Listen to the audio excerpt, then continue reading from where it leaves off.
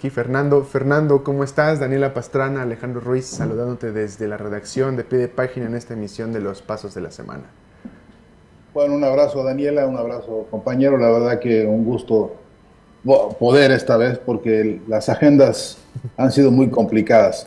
Ustedes también entenderán, estoy ahora en Buenos Aires, Argentina, un país en el que la cosa está que arde, ¿no? Realmente es importantísimo detenerse, así sea un paréntesis, a recomendar que se estudie lo que está pasando aquí, porque es una advertencia. Esto es un laboratorio de canalladas a diestra y siniestra por parte de las jaurías neoliberales.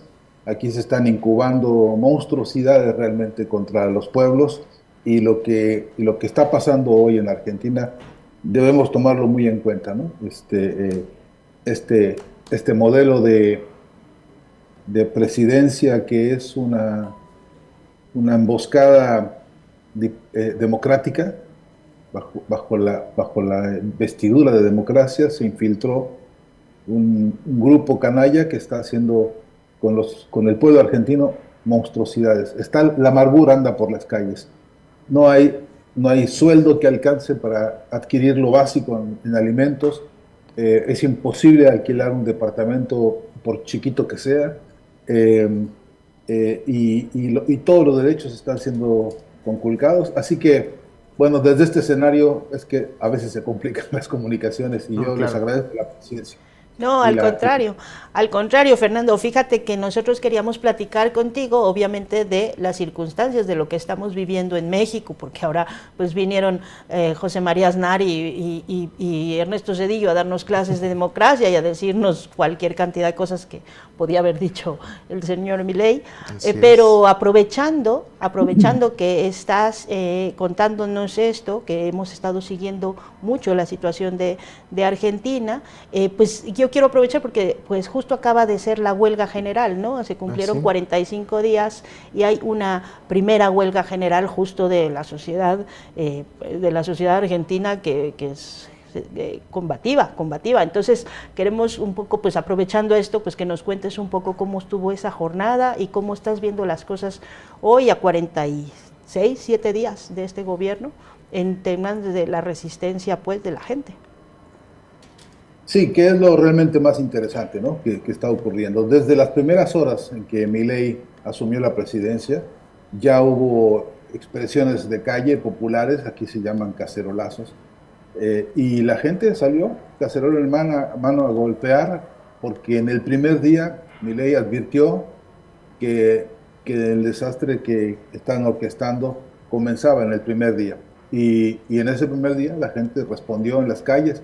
La Plaza de los Congresos, que es, digamos, una de las plazas emblemáticas de este país, inmediatamente vio una multitud ahí parada fuera de la Cámara de Diputados, con un ánimo de protesta que, que tanto para los que no votaron por Milei, que para muchos que votaron por él y están arrepintiéndose, sinceramente, porque los escucha uno todos los días, va amasando una multitud. Vimos una manifestación que congregó. Las cifras son muy erráticas. El gobierno oficialmente dice que apenas 40,000 personas se reunieron, pero los más, digamos, mesurados de los organizadores afirman que por arriba de 350,000 personas estaban reunidas en una plaza solamente, que abarca una dimensión muy considerable, pero además hay que decir que fue una manifestación que tuvo réplicas en todo el país. Hay constancia verdaderamente sobrecogedora en Rosario, en Santa Fe, en Córdoba, etcétera, en Mendoza, incluso Bariloche, que es una plaza casi puramente turística. Ahí también la gente salió, rompió récords de manifestación. De modo que el clamor nacional tiene dos características que creo que vale la pena resaltar. No fue una consigna producida por un sector, por un grupo, por una vanguardia política, fue un sentir de un clamor de un pueblo que dice, basta, esto no. Haberle dado el voto a Milei, quienes se lo dieron, no le da carta blanca para que haga cualquier cosa, y mucho menos las que está haciendo, que son intentar privatizaciones a destajo, intentar, por supuesto, ya lo hizo una primera devaluación, además de pues atacar los precios del gas, de la luz, del agua, de todo aquello que es indispensable para la vida. Hemos resentido a los asalariados ese golpe, y hoy por hoy no hay sueldo que alcance pues para cubrir eso. Sueldo, digamos, de los que vivimos de la clase media para abajo, ¿no? En este país. Claro. Y vale la pena decir que el colmo se dio ayer por la tarde. Uno de los ministros de los más, digamos, plenipotenciarios ministros de Milei, del ministro de Infraestructura, en una reunión que tuvieron con Milei, escuchó a Milei decir que, pues, que va a atacar a todos los gobernadores, que les va a sacar hasta el último centavo y que los va a limitar en todas las coparticipaciones que corresponden a las provincias de este país. El tono de reyesuelo, el tono autoritario, la obscenidad con que este hombre suele hablar y gesticular e insultar, se hizo presente en esa reunión, y este ministro, por lo que quieras, por voluntad o por accidente, filtró esa información y ayer mismo lo destituyeron.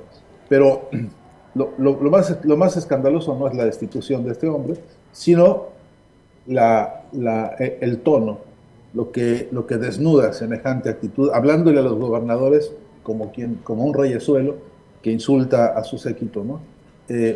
Ha sido brutal el golpe. Si ya había sido muy fuerte el golpe por el discurso en Davos, más terrible está siendo este momento en el que ya incluso otros ministros avisan que van a salirse de ese gabinete, y no porque sean ni más honrados ni más decentes, sino porque es insoportable el calibre de esta barbaridad que hace este presidente, ¿no?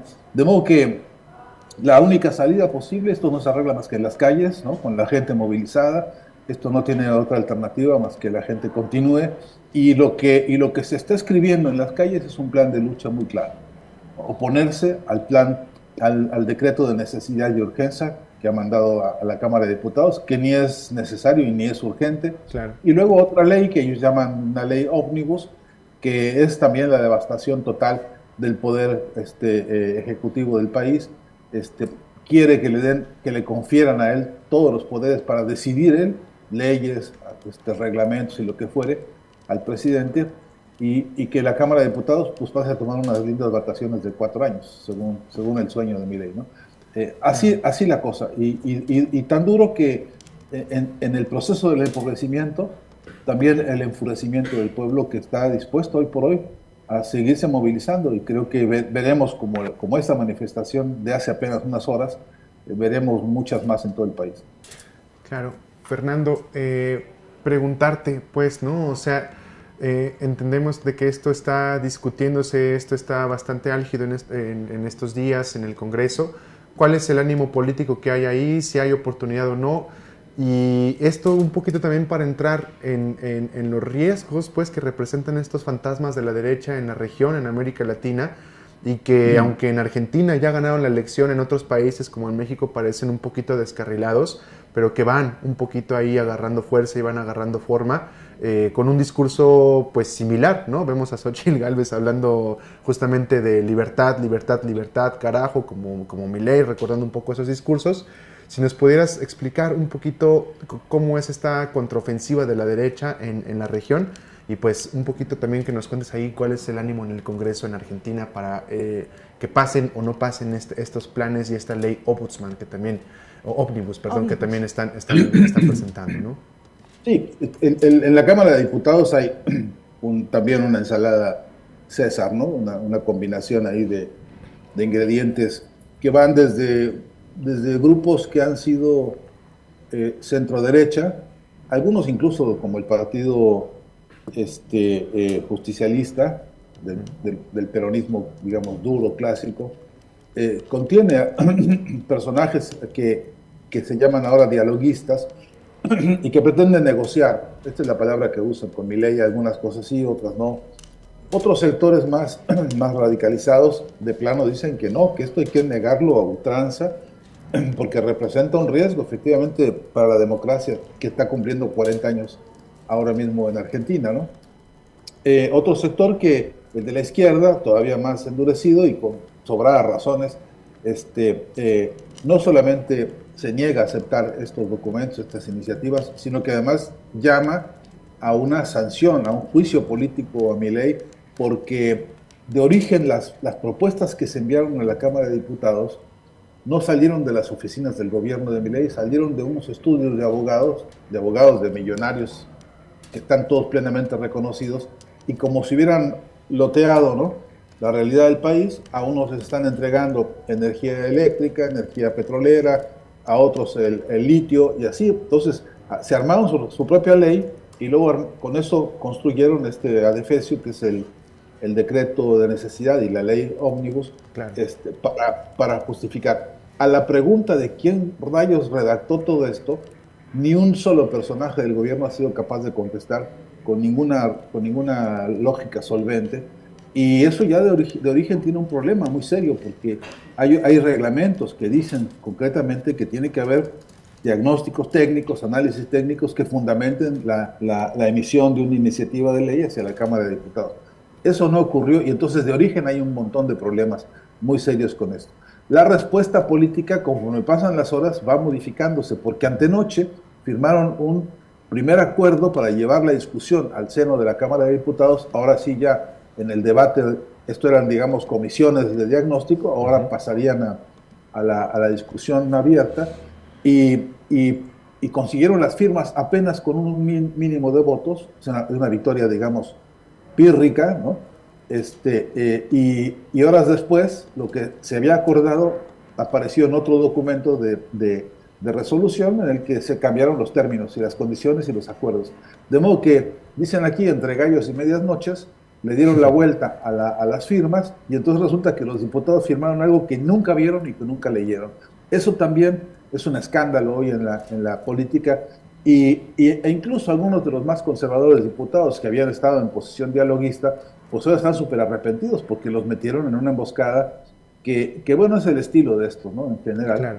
Y que no nos sorprenden, pero que estos diputados, queriendo negociar, entre comillas, salieron con la cola entre las patas, ¿no? Así que hoy por hoy están incluso rediscutiéndose las propias raíces de la razón política de los diputados, en su identidad de partido y en su identidad histórica de la coyuntura, ¿no? Entonces hay un debate muy fuerte.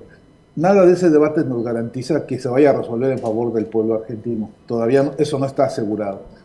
Lo único seguro que tenemos es que afuera está un pueblo movilizado, Claro. y que ahora sacó la lupa para mirar clarísimo quiénes son estos diputados, a los que posiblemente acusen de alta traición a la patria por haber aceptado todas estas anomalías técnicas, jurídicas y políticas, ¿no?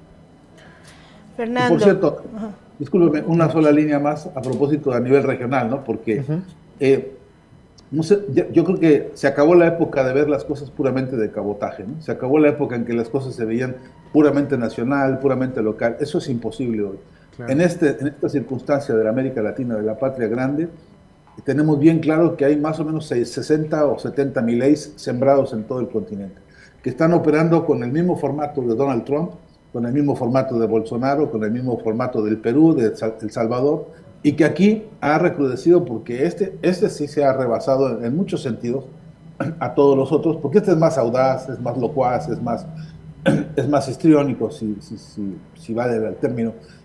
Pero lo complejo de la cosa es que nos equivocamos si centramos el debate en la sola figura de estos personajes, porque atrás está una ofensiva imperial que quiere los recursos naturales de todo el continente, que quiere abaratar la mano de obra hasta la miseria misma, y que quiere modelar un imperio de la esclavitud cultural que se nota a las claras en el propio discurso de y de todos los demás, ¿no?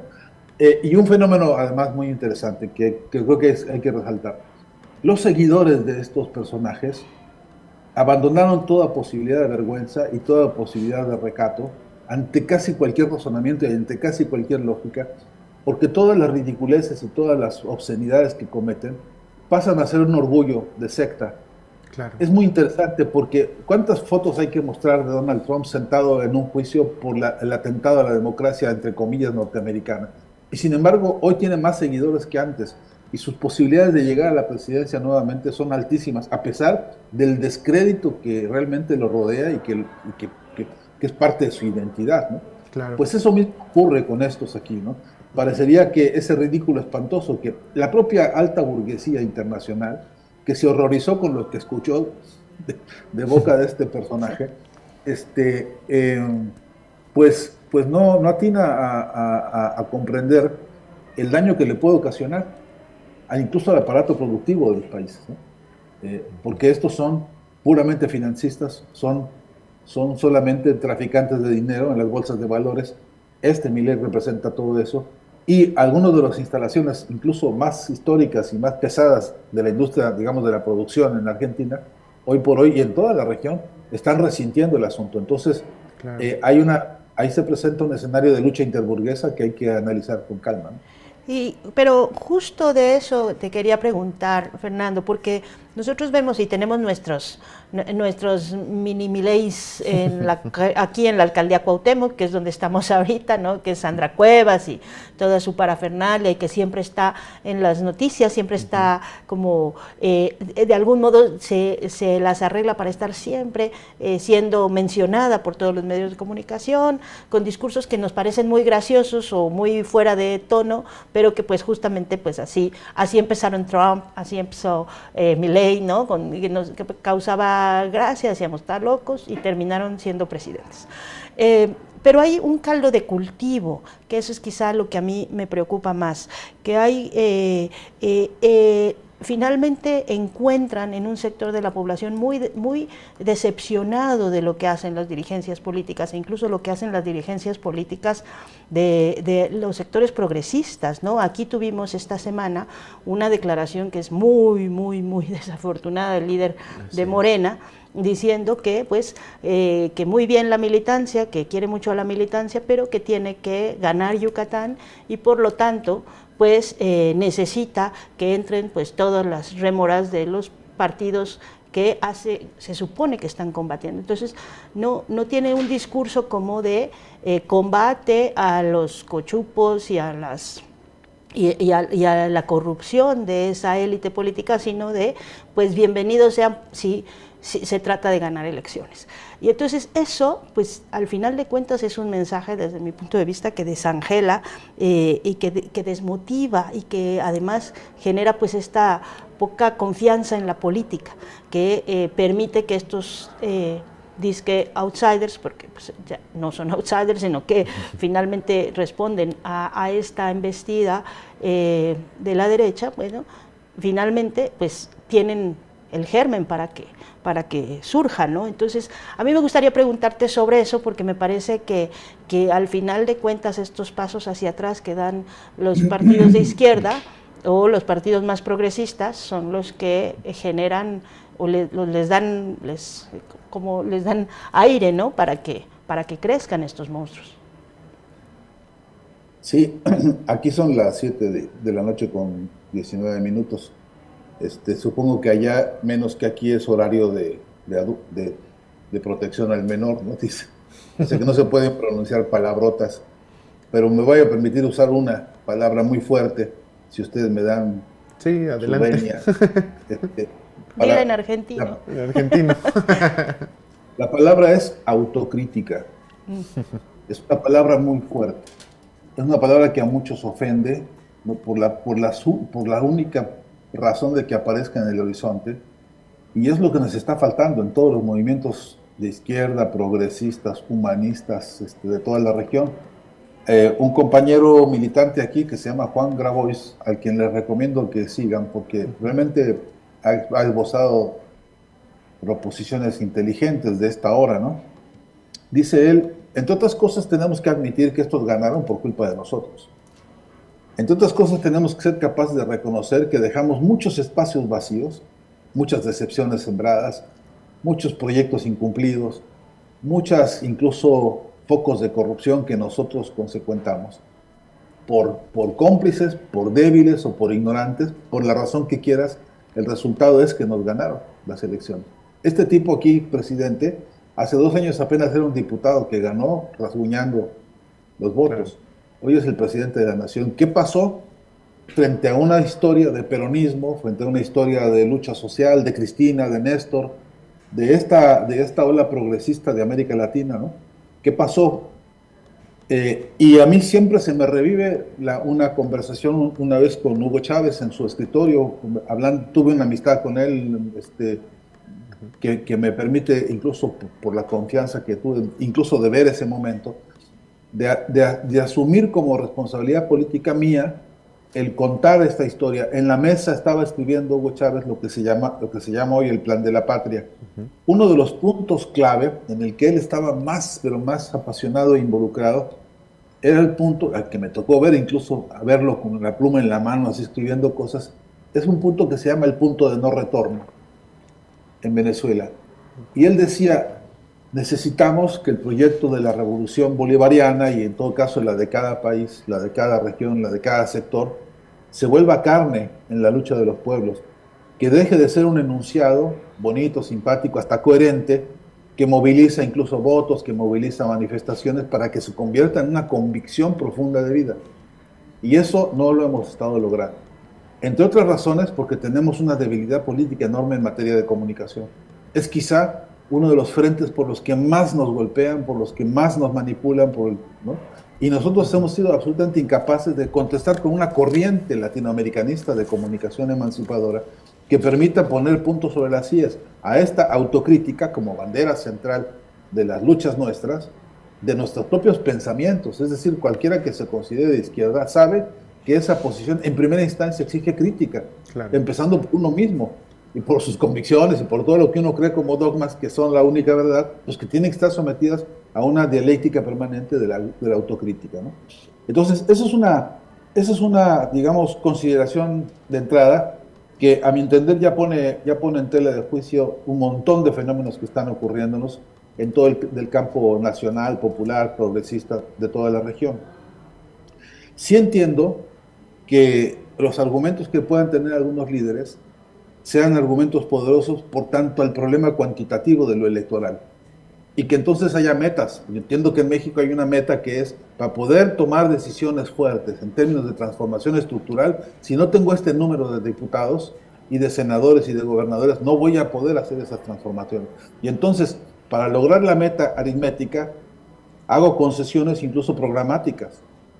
Y ese quiebre, si no se explica como pues se confunde la táctica con los principios. Y este es un problema severísimo. Me parece que atañe a la construcción de un modelo semiótico emancipador, porque yo estoy dispuesto a ir al doctor, aceptar que me haga cosas que me duelan, en tanto que me duelan para curarme, en tanto que a cambio del dolor que me va a producir, yo tenga la garantía programada, sistematizada, de que se va a resolver el asunto. Y entonces entra ahí el problema de la realpolitik, ¿no? De a ver si yo negocio con para que me ayude a traer votos, lograr esta meta, y después tengo un sistema de vigilancia y de control de que el programa se cumpla. Porque si no, me agoto en los puros nombres y ya se me perdió, repito, en la táctica el problema de los principios, ¿no? Creo que esta discusión, que tiene un cierto calibre de dificultad teórica, política e histórica, no se está manejando con la transparencia ni con la dinámica de involucrar a la mayor participación posible, porque estoy seguro que un colegio de acción política opositora en Yucatán o en Guanajuato, donde me lo pintes, si se vuelve efectivamente el controlador de la realidad y de la acción de cada uno de los personajes que se van a apoyar, entonces creo que la coyuntura permite cambios, pero siempre y cuando sean coyunturales y siempre y cuando estén calculados bien en el tiempo, en los recursos y en la supertransparencia, porque hay que transparentar el financiamiento de la política hasta el último centavo, ¿no? Entonces, y por otro lado, en esta reflexión general, perdonen ustedes el exceso del uso de la palabra, pero en esta reflexión me parece que hay un punto central, y es que yo no le puedo pedir confianza a la gente para hacer semejante estrategia digamos, de táctica y estrategia, como el caso de Yucatán ahora o cualquier otro. Te puedo decir otros en Perú y otros que he visto incluso en Venezuela, donde el tiro salió por la culata por un problema gravísimo que es que mientras no resolvamos nosotros los problemas centrales de la gente, no le puedo exigir confianza a nadie. Y si no he resuelto el problema del salario, si no he resuelto el problema de la inflación, si no he resuelto estas amarguras históricas de nuestros pueblos, si no he logrado equiparar los ingresos de la clase trabajadora y no he podido controlar la desmesura obscena de las ganancias que tienen los sectores encumbrados, llámense políticos o llámense empresarios o llámense clericales, como se llamen, si esta brecha sigue siendo tan grande, yo no le puedo pedir a un pueblo que tenga absoluta, nomás porque yo soy muy simpático o porque yo soy bueno para el discurso, sea presidente, sea alcalde, sea lo que sea. Entonces, a mí me parece que ese faltante es una rémora. La década ganada está llegando a este momento de la historia en América Latina con ese fardo de pendientes, con ese fardo de deudas históricas con los pueblos, ¿no? Álvaro García Linera dijo hace poquito una cosa muy interesante al respecto. Decía él, pues no hemos satisfecho, ni siquiera aminoramos el problema del hambre en el continente, teniendo un continente que produce alimentos para media humanidad. No hemos podido aminorar el problema de la vivienda, teniendo capacidad productiva en las distintas y diversísimas formas de la vivienda que cada comunidad necesita. No hemos resuelto el problema de la educación, no hemos podido meter a todos nuestros hijos a tener un nivel de, no solamente de espacio cuantitativo en las escuelas, sino un problema del desafío cualitativo en la formación. Claro. Entonces, todas estas deudas históricas sobre la mesa necesitan ser el motor autocrítico. Y si no, encarar próximas elecciones, pues va a tener que ser o un festival de explicaciones, otra vez, como siempre, o un documento de compromisos con fechas y con datos y con cifras, transparentando el financiamiento de la política y además poniendo en juego la participación directa, clara e inequívoca de las fuerzas críticas, ¿no? Para que no haya gobernador, ni diputado, ni senador, ni ningún cargo alguno de la burocracia y del burocratismo que vuelva a sus andadas de que, ya me pusieron y entonces ahora yo manejo la caja a mi antojo. Claro. Que, por cierto, muchos pues, se lanzan a los cargos nomás por eso. Fernando, preguntarte justamente en esto que comentas, ¿no? La autocrítica. Hace poco platicábamos con Carlos Mendoza del 6 de julio, del canal 6 de julio, respecto a un documental, ¿no? que presentó apenas el sábado de la semana pasada, que se llama Morena y preguntaba la esperanza de México. Y retomábamos en esa plática un asunto fundamental, ¿no? Que es justamente, por un lado, parece que la izquierda en América Latina, o al menos la izquierda que apuesta a las elecciones como una vía para la toma del poder, está como enfrascada un poco en este tema del caudillismo y de la política como personal, guiando movimientos, ¿no? Y por otro lado, y eso claro que ha habido experiencias históricas que nos habla de que no es por ahí, ¿no? O no siempre es por ahí, que es un momento, que es una parte táctica, pero que la estrategia no debe de supeditarse a la figura personal de quien pueda ser carismático, como ya lo comentabas, ¿no? Y por otro lado tenemos una derecha en el continente que a pasos lentos o rápidos, dependiendo la región, dependiendo el país, pero va aprendiendo de sus errores, ¿no? Va aprendiendo y va modificando y va estudiando qué es lo que hay que hacer y qué es lo que no hay que hacer. ¿Qué tendría que hacer, pues, la izquierda o el pueblo o los pueblos en la región para, digamos, trascender esta especie de impas y poder llegar a otro nivel más de la pelea, pues, por los derechos sociales, por la justicia social y por otro proyecto político, económico en el mundo, ¿no? Sí, no sé cuánto tiempo tengo, pero trataré de ser muy sintético. Primero propongo que no digamos la izquierda, sino las izquierdas, ¿no? Okay. Porque también es un abanico de cosas tan complejas. Pero en general, las izquierdas, creo que tienen un cometido urgente en este momento, que es convertirse en pueblo. No en una tercera instancia, no en una instancia secundaria, no en intermediarios entre el poder o los poderes y los que ellos alcancen más o menos a manotear, sino subsumirse en el proletariado, ¿no? En el que no tiene más que su trabajo para alimentar a su prole. Porque toda vez que las izquierdas se separan del proletariado y de su agenda, nos pasan estos problemas, empiezan a verse como ajenos. Y tengo un montón de amigos y compañeros de esas muchas izquierdas que los he visto a veces dialogando, por ejemplo, con sindicatos, con grupos de trabajadores en distintas esferas, y llegan como el profe que llega a dar clases con un tono didáctico, como aquí te vengo a enseñar la ruta de la salvación, otra vez mesiánico, ¿no? Y yo creo que eso está agotado en más de un sentido. No, yo no rechazo la batalla electoral, no rechazo la estructura de la batalla por el poder en el sentido, pero ya basta de que los candidatos sean siempre los mismos cuates que ellos, ¿no?, formaron en su vanguardia, porque su vanguardia y casi todas las vanguardias hoy en toda América Latina necesitan refrescarse con el proyecto de la juventud que se está organizando, porque si no vamos a acabar siendo una especie de meritocracia de viejitos que necesitan con urgencia pues, que las grandes corrientes de inquietudes de la juventud cobren protagonismo, con un programa serio que nos dé cita a todos, pero también con la transformación misma de la juventud en acción, ¿no? Y cuando digo la juventud, digo ellos y ellas, ¿no?, que están empujando durísimo en muchos frentes de trabajadores y de trabajadoras que están protagonizando discursos históricos. Nunca escuchamos.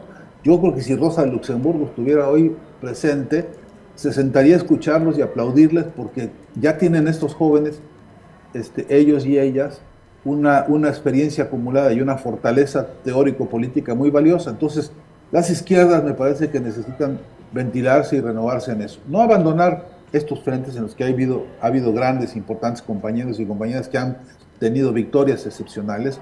No, yo no voy a denostar a ninguno, pero sí también creo que con todo lo virtuoso que han sido, con todo lo virtuoso que es el compañero presidente López Obrador, y todas sus importantes cosas que ha logrado, incluyendo la mañanera, que yo sigo diciendo que no hemos acabado de entender en su valor y en su baluarte, pues con todo lo magnífico que eso es, me parece que es insuficiente, que no nos alcanza, que el gran dilema es la diversidad, y que el gran dilema de la diversidad es que es más diversa, más rica y más ancha por abajo que en cualquier estamento intermediario.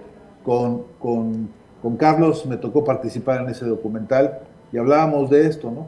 Sí, sigo pensando que Morena es una vanguardia, sí sigo pensando que es un camino interesantísimo, fascinante, que recupera el espíritu irredento del alma independentista de un país, que recoge en la Cuarta Transformación el sentido de independencia, por supuesto con Morelos y con Juárez, que sí recupera, y con una lectura inteligente, no es una lectura de pura recitación, que también es cierto que Juárez ha sido releído como un instrumento emancipatorio y antiimperialista, que por cierto la Revolución Mexicana ha tenido una relectura, me parece, muy nutritiva. En fin, que las cuartas transformaciones hoy creo que arriman a México a una quinta transformación, pero hay que estar a la altura de esa historia, ¿no? Y yo creo que estamos con deficiencias, todavía no le pegamos a los escalones necesarios para estar a la altura de eso, y que no se trata de desarrollar hoy una crítica de negación y denostación, sino de perfeccionamiento. Todo lo que se ha logrado bien pone en evidencia lo que no se ha logrado, y necesitamos mucha fortaleza para una autocrítica que se dé en unidad, por cierto. Mira, que el ejemplo clarísimo, este pueblo argentino acaba de salir a las calles, como dijimos, en una manifestación esplendorosa.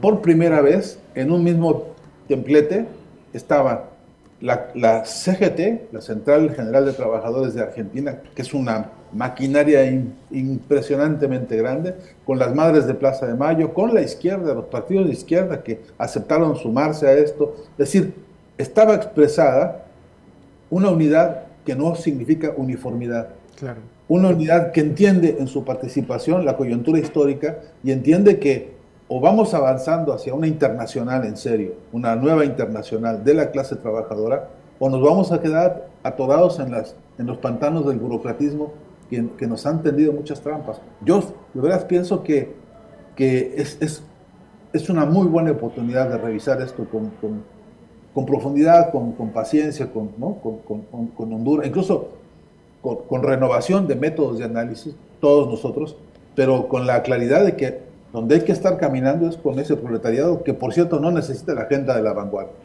La gente está escribiendo la agenda de la transformación ahí con las luchas, ¿no? Y eso es justamente lo que escasea por todos lados, ¿no? incluso en los frentes de comunicación, de compañeros muy bien intencionados y con una convicción a prueba de fuego, a veces su agenda es el diario de hoy o el libro de ayer, pero no está la agenda de lo que está ocurriendo en las calles, ¿no? No está la agenda del clamor de la lucha. Y me parece que la consigna metodológica de rigor hoy es que esa agenda se vuelva presencia permanente y que nos oriente a todos. Fernando, pues sí, se nos acaba ya el tiempo, como siempre, vivimos presos del tiempo tirano, pero yo, si tienes tiempo, sí me gustaría pedirte una reflexión de algo que a mí me preocupa también, y lo hemos platicado con algunas colegas, el tema de cómo nos han expropiado o cómo hemos dejado que se nos arrebaten algunos conceptos como el de la revolución, ¿no? La revolución ahora es la revolución tecnológica, si tienes un cuarto o quinto iPhone, como bien lo dice Enzo Traverso, o cualquier otro de estos conceptos emancipatorios, no sé, la proscripción de la palabra socialismo o cualquier cosa así, ¿no? Que se han ido arrebatando. Y que hemos dejado, lo hablábamos el lunes en un programa que tenemos que se llama La Mesa Roja, sobre el tema de sociedad civil, ¿no? Y decíamos cómo la sociedad civil era un tema importante en México desde estas luchas de abajo, emancipatorias, y de pronto pues ahora la sociedad civil es Claudio X González y una bola de empresarios que tienen asociaciones filantrópicas. Entonces, esa es una preocupación, digamos, como personal, porque pues obviamente mi campo de batalla está en esto de las comunicaciones, en esto de los medios. ¿Qué momento ves tú, o qué posibilidades, oportunidades, o como le queramos llamar, ves tú para que recuperemos y le volvamos a dar sentido a estas palabras que de pronto parece que se nos han extraviado y otros se las han agarrado y se las han expropiado y tergiversado, ¿no? ¿En dónde podemos anclarnos para esto? Pues así, diciendo muy en síntesis, primero que también abandonamos la formación de cuadros y es muy importante este trabajo. No quiero meter esto en un tobogán de largo alcance, digo para el corto plazo, para lo inmediato, necesitamos la información que educa. Este debate lo tenía Lenin.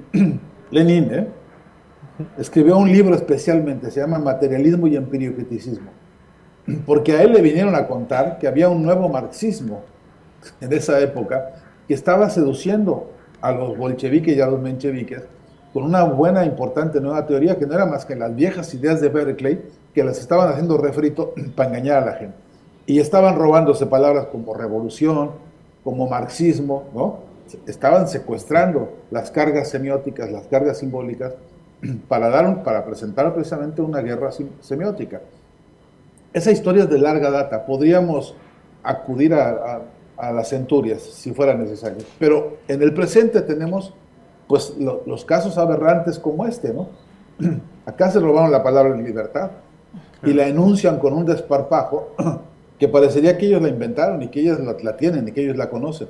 Entonces, o nos sentamos a llorar la leche derramada, o presentamos una batalla y decimos, pues sí, ellos tendrán su definición de libertad, que es la libertad de empresa.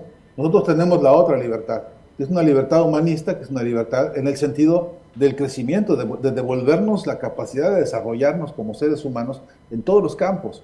Entonces, hay una disputa que es la de lo que yo llamo la disputa por el sentido, que tiene que ver con este eje de guerra semiótica, ¿no? O Humberto Eco decía guerrilla semiótica también, ¿no? Usaba ese término que también me gusta mucho. Pero que tiene que ver con, si me meto al baño y tengo la oportunidad de pintar ahí, que no nos surfen la palabra libertad, porque esa es propiedad de los pueblos, y si eso es una estrategia en la que alguien por alguna vez ve un gesto de rebeldía, ¿no? irredento, que devuelva, que reordene la cabeza, yo creo que ese es un trabajo de rincón a rincón, de minuto a minuto, de espacio a espacio. Pero necesitamos una corriente de formación política que le entre a este problema de la guerrilla semiótica, ¿no?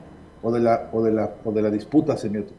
Es un ejemplo que parece mínimo, pero por ejemplo, hoy en el universo de los memes hay un campo extraordinario de trabajo. Acabo de recuperar uno que me encontré y lo puse que decía, no es que estemos peleando contra un gobierno que tiene 45 días, estamos peleando contra 5 grandes monstruos, ¿no? De los grandes consorcios empresariales que se vinieron a robar el gobierno. Entonces no nos equivoquemos, no estamos peleando contra este muñeco, estamos peleando con el trasfondo que esto representa contra toda la historia de un país, ¿no? Esas pequeñas quiebres epistemológicos, para decirlo más o menos elegante, esa manera de quebrarle la columna vertebral al sentido, pues un poco lo que hace López Obrador con las mañaneras con tanta frecuencia, ¿no? Que les quiebra la agenda a ellos y propone otra agenda. Bueno, eso debería estar ocurriéndonos a todos en todos los campos, de la educación, de las artes, de las ciencias, de las ciencias, ¿no? Nos han robado la palabra ciencia para convertirla en una mercancía absolutamente obscena, claro, ¿no? A beneficiar a unos cuantos ladrones que se enriquecen porque te duele la cabeza o porque te duelen las articulaciones o porque tienes un malestar. Y hay gente que disfruta y goza de que tú la pases del carajo porque no comiste lo que tienes que comer, ¿no? Este conjunto de sentidos que están en disputa son la materia de trabajo nuestra. Y verdad que no estamos llegando a esa batalla ni con suficiente metodología, ni con suficiente cuerpo teórico, ni con suficiente organización, ¿no? Al respecto. Luego les paso el chisme si quieren. Estamos organizando ahora un pequeño curso precisamente donde vamos a disputar la palabra semiótica incluso, ¿no? Porque ya se la secuestraron algunos que se creen, ¿no? Los dueños del palabrerío incomprensible, y entonces hicieron de esta disciplina, que es una herramienta emancipadora, una cosa absolutamente oscurantista. Entonces queremos una semiótica para la emancipación que se emancipe a sí mismo primero, ¿no?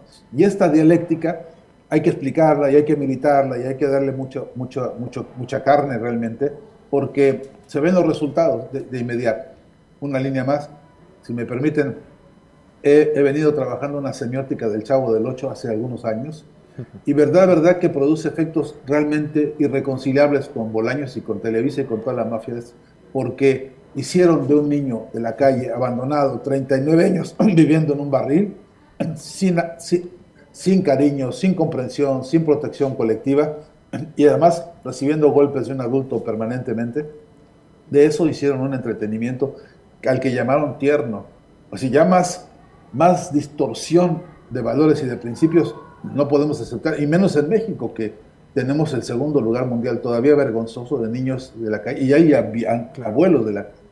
Entonces, sí que creo que en esas batallas, sí creo que hay que hacerle una batalla semiótica a Netflix. Es urgente, ¿no?, oponerse a esa máquina de antipolítica que es esa máquina de guerra ideológica. Sí creo que hay que encararlo, pero con instrumentos, digamos, científicos, al mismo tiempo que se emancipan a sí mismos, ¿no? Esa es una batalla que ya luego les paso el chisme del curso que estamos haciendo, pero porque, por cierto, fundamos una universidad en Venezuela, que se llama Universidad Internacional de las Comunicaciones, donde queremos consolidar una maestría también y unos diplomados en esta batalla semiótica, tomando en consideración de que de nada sirve que cambiara toda la economía, de nada sirve que tuviera los grandes triunfos que se puedan tener, si no cambian las ideas, no cambiaste nada, decía Víctor Hugo. Pues Fernando Buenabat, la verdad es que aquí en el chat está encendidísimo debatiendo ya sobre todo la semiótica de la chimoltrufia, dice el Ibero Pensatore, ¿no? Sobre quién inició la revolución, si los Cerdán o los Flores Magón, sobre el papel de las mañaneras, y creo que esa es la intención que tenemos justamente con este tipo de programas, ¿no? Más allá de encapsular debates, abrirlos y que salgan y se empiece a hablar de esto. Y qué mejor que pues con tu expertise. Así que muchas gracias, Fernando, por acompañarnos en esta emisión de Los Pagos de la Semana aquí desde la redacción de Pie de Página.